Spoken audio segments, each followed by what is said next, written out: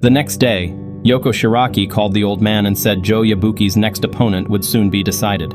When Danpei returned to the gym, he found Joe training and told him the news. Joe responded, "I wish I could fight the world champion Jose Mendoza straight away."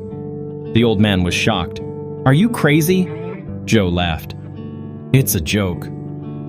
They both laughed together. Later that day, Shiraki called the old man to her office. Joe Yabuki's next opponent was revealed.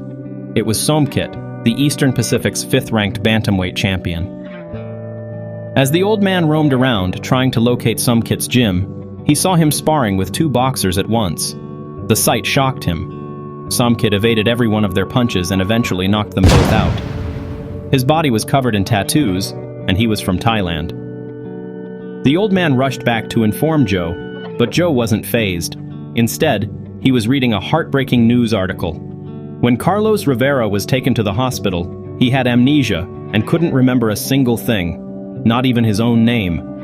The magazine wrote, "From being called the Crownless King to the Nameless King."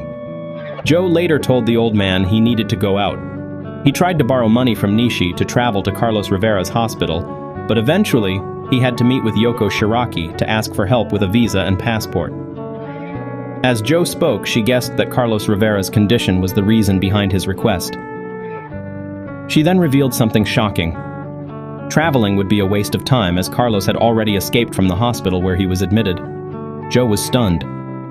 How? Carlos doesn't remember a thing. We need to find him.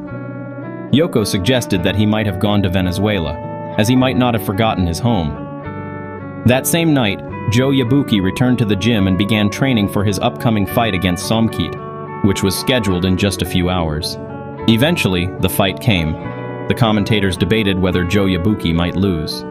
As the bell rang, Joe Yabuki instantly approached Somkit with a wide range of attacks and eventually knocked him out with a devastating punch that sent him flying. It was an instant knockout. Joe was crying internally, breathing heavily. The match ended in just 1 minute and 6 seconds.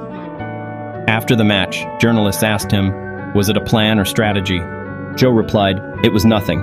If I didn't finish this match quickly, it would have been a disrespect to Carlos Rivera. I went 12 rounds with the world-ranked number 6 bantamweight, so I shouldn't have wasted time with the Eastern Pacific's number 5. Joe immediately left. For the sake of Carlos, he pushed even closer to fighting Jose Mendoza. See you in the next episodes.